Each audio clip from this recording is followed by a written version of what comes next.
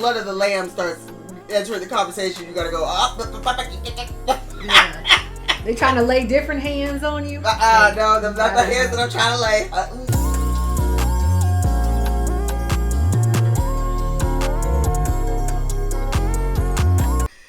We are bringing back some unsolicited auntie strap advice.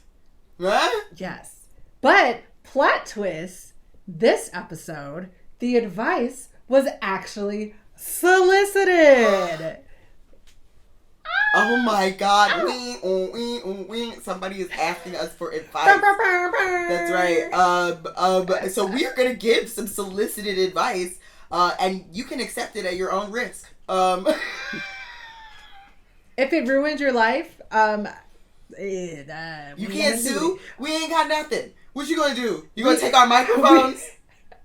You gonna take our microphones? We need the little disclaimer. We need the little disclaimer after the medicine commercial. The StrapDown is not a qualified therapist to use your advice at your own risk. StrapDown is not may reliable. Cause trauma, constipation, breakups, loss of jobs. Yep.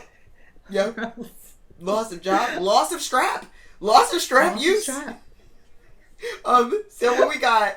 Who solicited us and what? All right, so the unsolicited advice came from one of our followers on TikTok.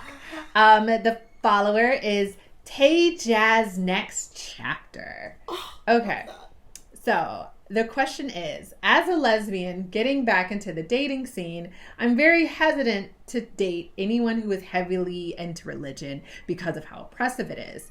I'm spiritual and it's so freeing. Any advice on how to navigate that? Wait, so they met somebody and they are very religious, but they are hesitant to move forward with it because of valid reasons.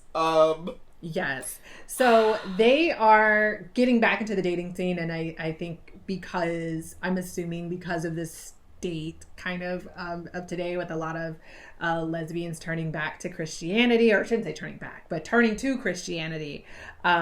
So they're unsure of how to navigate that in the dating scene.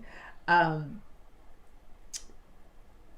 think say. Yeah, okay, you do this. You give the good advice, and then I'll give the bad advice.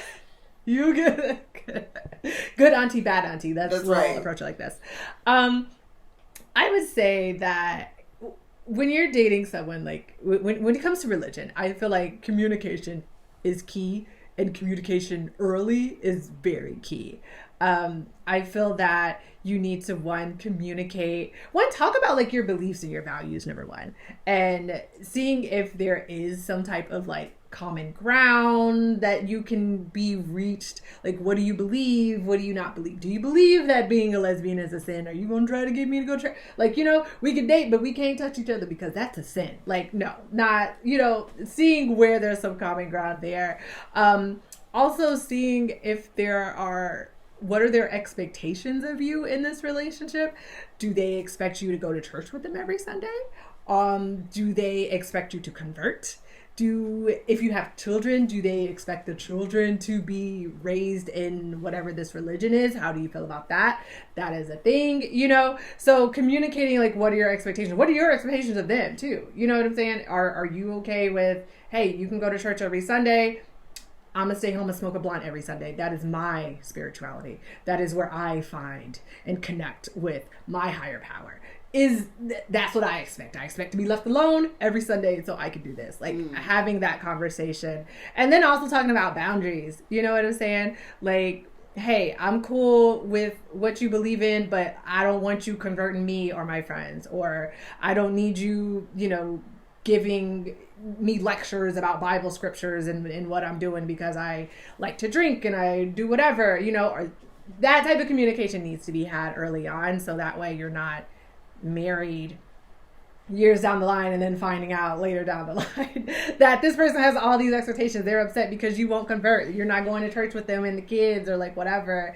But I think a lot of people don't like to have those conversations up front because they're afraid of ending the relationship, but that's a reality. You know, if you guys aren't going to be compatible and there's no middle ground and you don't see like, hey, this ain't going to work. You believe that God is coming back in a spaceship to take up his believers.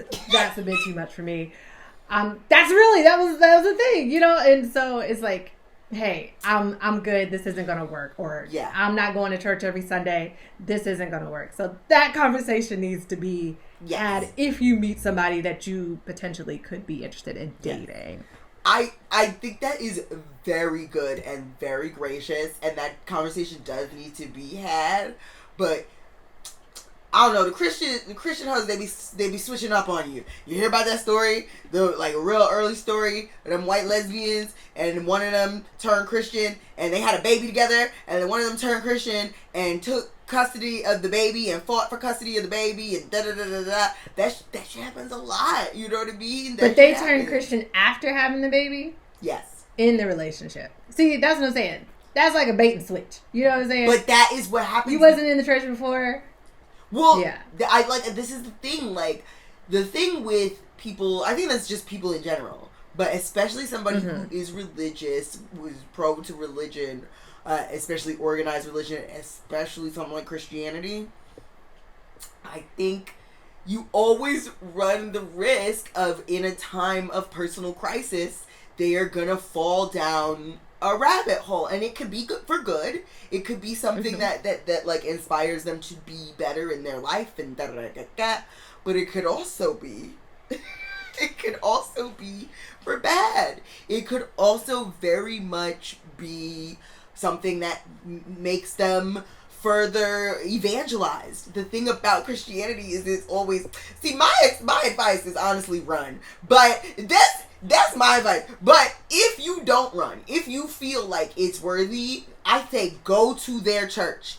Go to their church. See what they are learning in their service. If you go to their church and it's like a really loving, queer, fun, like, you know, there's those Unitarian churches or whatever. If it's one of those communities where the focus is on the love and the community and it's diverse and there are queer people, openly queer people, not the deacon that's sneaking, there's real queer, open queer people in the church, then like I say, great. Like, but you gotta see that shit for yourself. A lot of people will tell you, no, my church not like that, and then you go there and it's very much like that. Scope it out. Scope it out. Go speak to people. Speak to people like openly about. Walk in there holding hands. That's right. And if you can't do that, run in the other direction. That is how I feel. Like, these people, it's not, and, you know, I know we got a comment that was like, y'all need to have a real queer Christian on this show, and I think we definitely do. Oh, someone said that? Yeah, someone said that on the YouTube. They were like, you really need to have a queer Christian. And I was like, you were right. In order to properly expand these conversations, for sure. But in the meantime, my advice, run. Run. Because that, even if it don't come back to which it will, especially during this time, right now, during the rise of fascism, you want to stay as far away from that as possible, as far as I'm concerned. Like, unless it is a genuinely queer, open, interesting church where there's discussion to be had, then, like, great. Yeah. But, like... And I feel like you can... I would hope that the person... I was going to say, I feel like... I was going to say, I hope that it comes across in that person. You know what I'm saying? Without you just, like, ignore... Because I feel like a lot of times with those Christians that do be going to them type of church, they don't mask it that well. At least that's been my experience. They wear that shit on their sleeve as a badge of honor. Like, you the gay going ones? to hell. The gay ones. Yes. No. The gay ones I've seen... Oh, no, not the gay ones. Okay. Not the gay ones. The straight ones, of course. But, like, the gay ones, they love to pretend like that is not the case. Their church is different. There's somebody in the church. We don't talk about it, but we know they're gay and it's fine and da-da-da-da. They will always mask it, and that is the problem. The church needs to be openly accepting.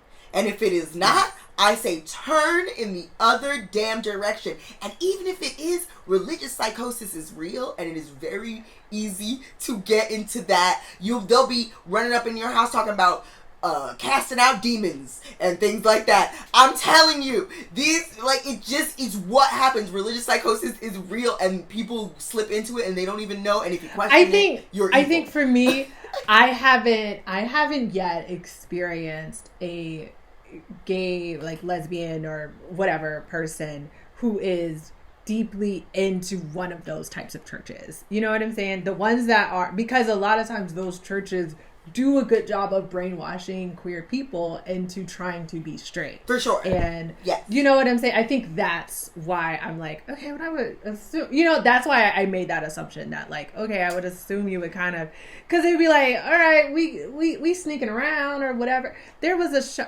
never mind. There was a show called, what was it? It's like the L Word Mississippi. Have you seen that show? Yes. That's kind of like what I'm like thinking of.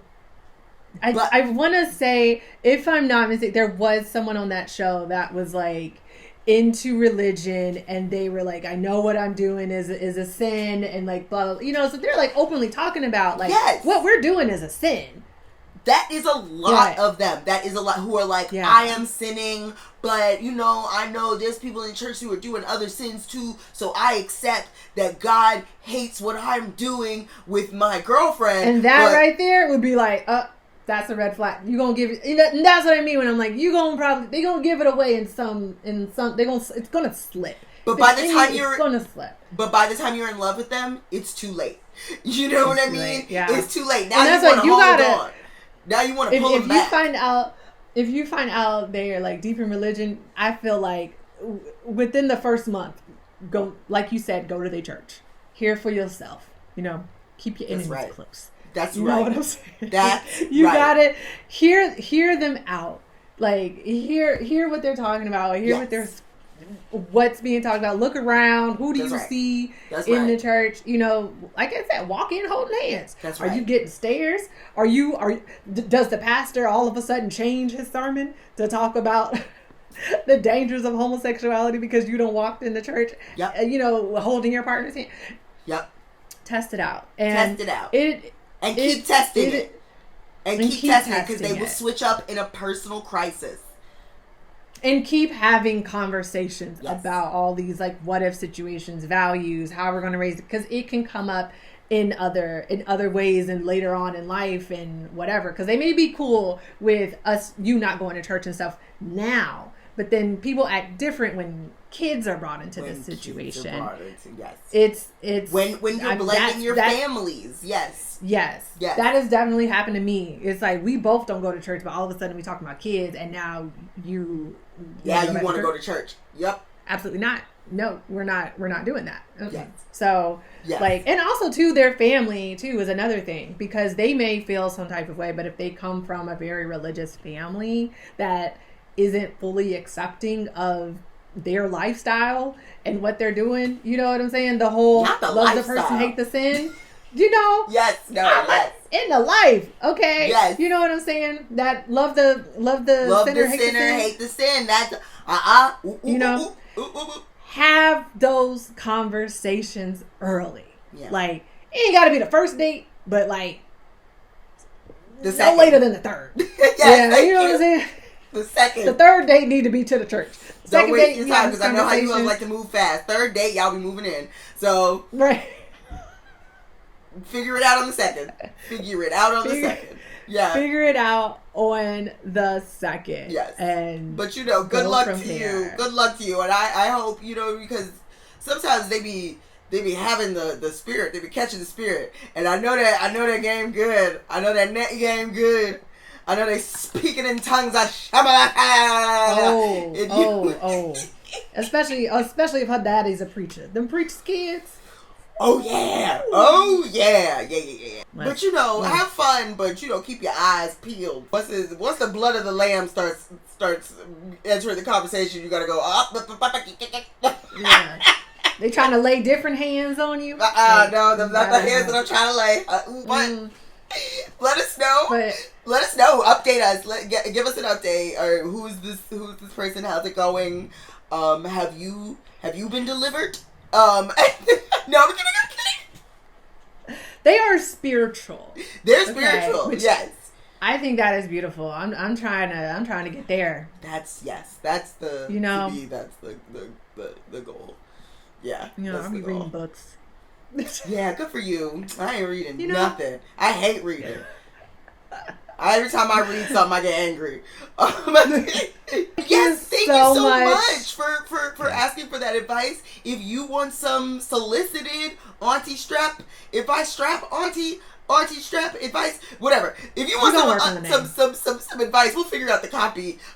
Please hit us up either on our DMs on YouTube at the StrapDown, on Instagram at the StrapDown, on TikTok at the StrapDown, or you can email us at thestrapdown@gmail.com. I'm gonna put it somewhere on this screen. We'll figure it out. And we will, be in your business. Give us details. Next time, more details. I want details. Yeah. I want this and this and this. I want to know more. We want all the tea. We want to know who, what, where, when, why, and how. That's right. Give me the circumference of the ass of the person that you were talking about. Because that matters. That matters. It's important. Mm-hmm. Anyway. It's going to affect the advice. It really does. It really does affect the advice. The bigger the ass, the better the advice. Okay. And the bigger more money, more problems. More ass, more problems. I'm just telling you that right now. I'm just telling you that's how it goes. Anyway, like, subscribe, share, and, stay strapped. And, don't be listening to us. No, listen. Listen to us. Like on Apple and Spotify, listen to us, but don't be listening. We don't know what you're talking about. We just talking. I got a girl. I don't know. I ain't got nothing, so I don't know why y'all listen to me. Anyway.